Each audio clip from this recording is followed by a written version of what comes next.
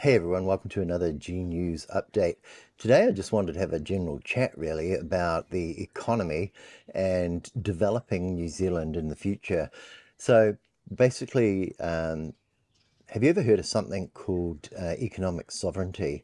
That's the idea that you actually own stuff and you don't sell it all off. And it's a bit like, maintaining control over your own affairs. So, economic sovereignty and development and being able to borrow productively are kind of things that any country should be able to do. But here in New Zealand, we've got a bit of a situation over the last 40 years where out of an emergency that happened in the 1980s, we've developed a kind of a straitjacket, I suppose, which we call responsible finance. And that responsible finance involves some pretty arbitrary uh, targets that we set ourselves for our debt and in relationship to GDP, for example. So that's net core crown debt, for example. And we worry about getting debt down all the time, for example. And we carry on in a way that basically says that debt is bad and lowering debt is very, very good. And that narrative is particularly fine, I suppose, particularly when you think of New Zealand as a household, which it isn't, because it can create and destroy money and do all sorts of things it wants to do, unlike a household. But this economic sovereignty that I'm talking about, it's kind of married up with the idea that you keep hold of the things that actually you can continue in the future to use to develop productively in a way that the country serves the people. So instead of having this kind of set of numbers, financial, macro numbers that say things are really good. Look, we've got low debt and our GDP growth is 3% or something like that. And at the same time, having people completely, suffering and lost opportunities, people not developing their potential, etc., because they just don't have the money to get ahead. Um, the idea is that we've got to stop this chronic problem we've got, which is underinvestment. So New Zealand has been underinvesting using this model of, keep the debt down, keep things like, government small. Let's keep these public services down. Let's make sure everything's pretty tight and small, and let's underinvest as a result. And we'll call that success because macro-wise, look at these numbers. And we've got one of these targets, for example, at the moment that says that if we could get our debt down to 30% of GDP, then everything would be fine. Wouldn't that be great? But it doesn't take into account, the fact that we've got this $200 billion infrastructure deficit. We've underinvested in things like hospitals. We've underinvested in things like roads. We've underinvested in all of the things that New Zealand actually needs when it comes to climate resilience. We've just let that get kicked down the road. And the cheapest way of keeping our economic sovereignty, I suppose, and getting development going is actually by borrowing off our balance sheet. Now, it turns out that New Zealand actually has a positive net worth. And instead of looking at debt, if we looked at net worth, we'd actually have, I think we've got $189 billion of net worth. And now, how do you calculate net worth? Well, net worth is calculated by taking the number of assets that the country has, which I happen to know at the 30th of June in 2025 was pretty close to $598 billion New Zealand. And you minus the total number of liabilities, which is everything that we owe, including ACC claims, etc., which was pretty close to 408 billion at the same time.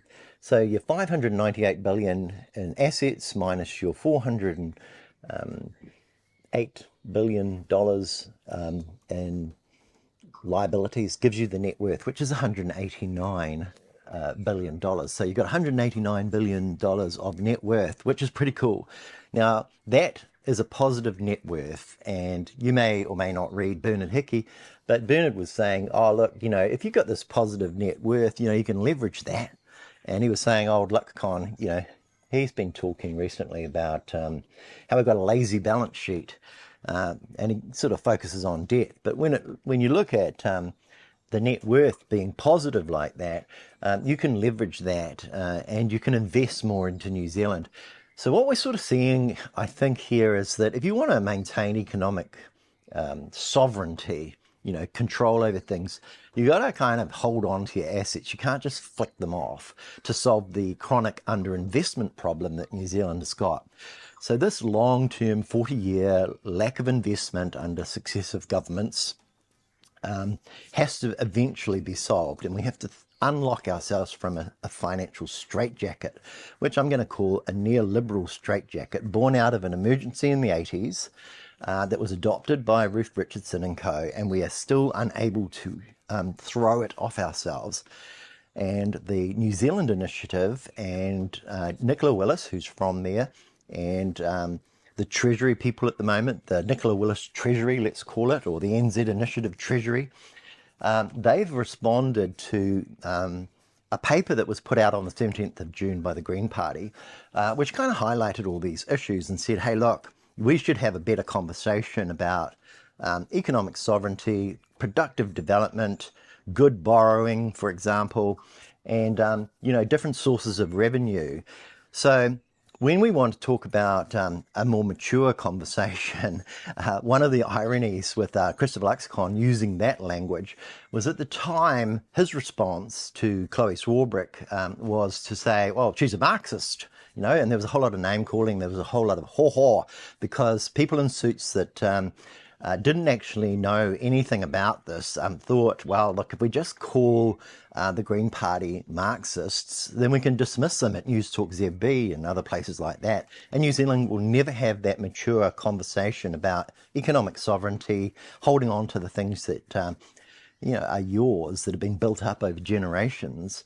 And this includes things like all of those gentailer, all that infrastructure to generate power in New Zealand that our grandparents, invested in after the war, when they did borrow big and they built assets and they built it up and they protected it. And it was really necessary for the country to grow that those investments were made, and that the borrowing and the repayment of those bills was spread over generations. So it was kind of fair. So the fact that we haven't done that in recent times, and we've just sort of like focused on the housing market, and which is not productive for anyone, and just kind of sold houses to each other, done whatever we can, to say that the economy is about interest rates because that's going to help our housing and mortgage, and how we feel about our ability to spend money at restaurants, then, that's kind of like got us nowhere. It's basically a nowhere plan. And we're just kind of focused on, can we bring the debt down? It's the same old thinking, isn't it? It's not about, kind of building New Zealand. And when it comes to building New Zealand and all these infrastructure projects and all this rushing around by Stephen Joyce and co, and infrastructure with Chris Bishop, the kind of idea behind it is to sell off your economic sovereignty, to pull apart your ability in the future. Just give it to somebody else so you don't own anything. So you imagine you being someone that owns a few sticks of furniture, you're a renter in your own country, you don't have a house, you don't, maybe you have an old bomb of a car, but you don't have the means to actually replace this stuff. Somebody else owns all that, and they're using it to make more and more money, and they're getting richer and richer while you're getting poorer or just treading water. Well, that's the kind of future that the NZ Initiative, Nicola Willis, Atlas Network, lack of economic sovereignty has in mind for New Zealand long term, with its focus on asset sales and selling things off. And there's a clear division now between the left bloc and the right bloc when it comes to economic sovereignty and looking after the assets that we've got, not flicking them all off so that we end up being reduced and smaller.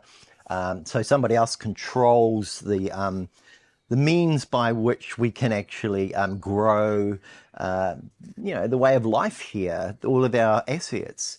So I just wanted to have that conversation because I believe it's interesting to look at something called the Overton window, which is kind of like what a population will decide is economically and politically possible right now versus too radical. So out at the extremes, there's this window and each side is the extreme radicals, and we just can't even talk about it. We can't have it. We laugh. We call them names. We say, oh, that's a Marxist or that's a fascist. And in the middle is this kind of where the sensible people are. And in that ground, that's where we fight these political fights about can we have a capital gains tax, which isn't going to move a dial in terms of this kind of big economic stuff in the future.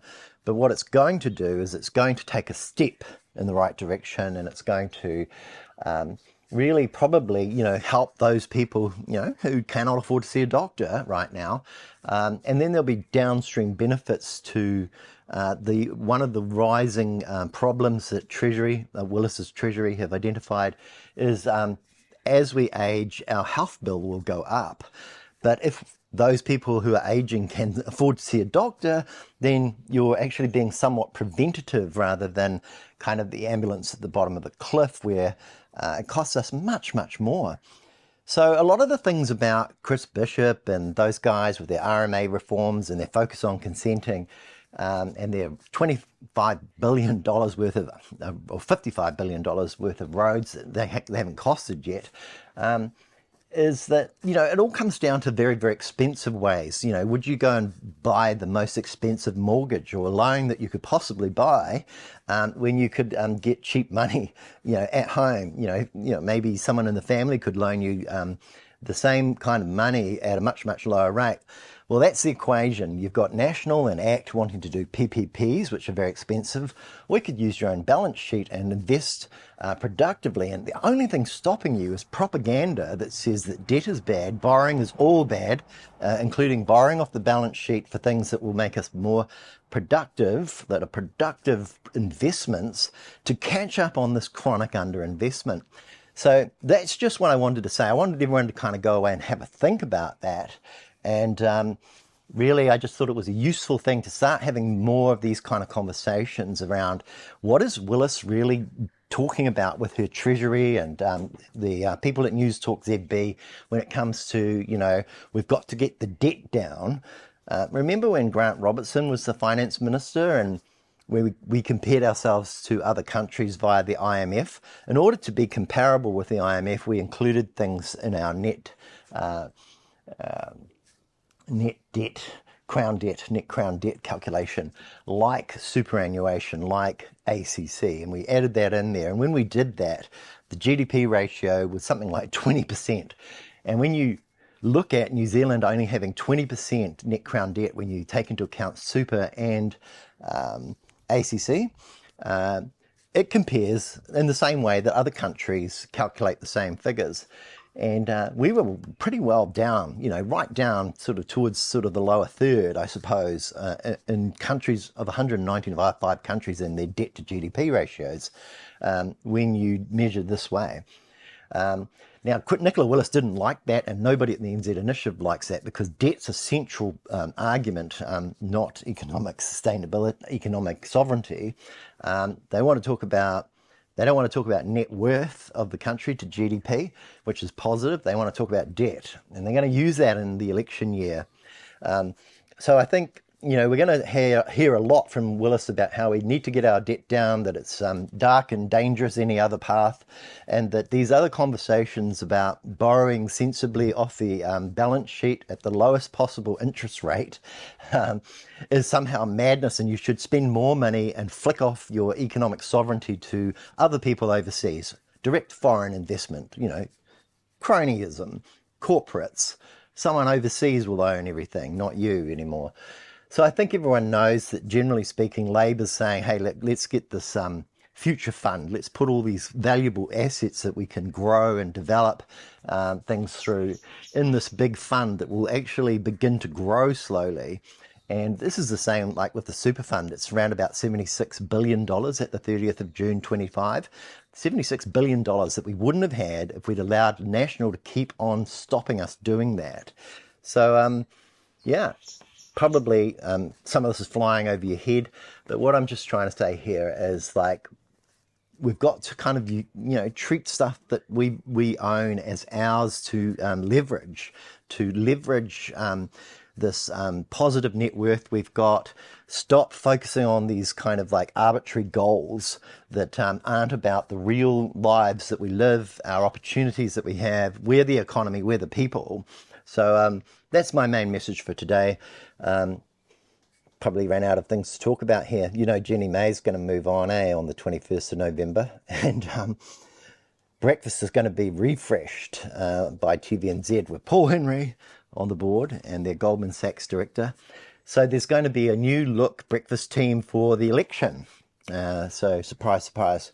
So anyway, I don't think, it's kind of magazine culture, it's not really journalism, is it? It's not really holding anyone to account. We're just basically listening to spin being repeated often on there. So maybe it doesn't matter. But the troops are always reshuffled in the election year, and it's just worth keeping vigilant about that. So anyway, that's all I had to say for right now, and I'll talk to you all again soon.